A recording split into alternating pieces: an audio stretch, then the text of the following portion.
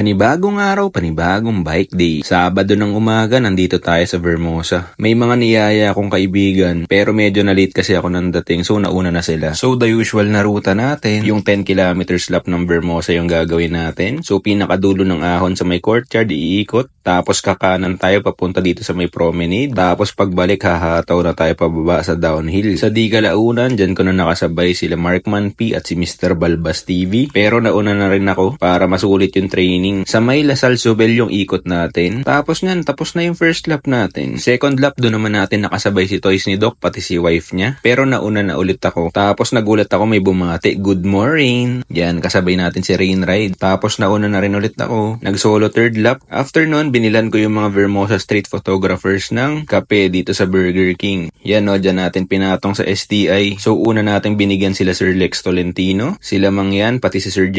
Eva. Tapos picture muna. Then binigyan ko rin sila JM Photography. Doon naman sila sa kabilang side pumipitik. Sabi ko siya na bahala mag-distribute doon sa iba pang photographers. Tapos sasakay na sana tayo sa kotse ulit. Pero mag-McDo si Markman P at si Balbas TV. So nilibre ko muna sila breakfast. Tapos yan, ito na talaga yung totoo. Uwian na. Buti di umulan sa ride natin.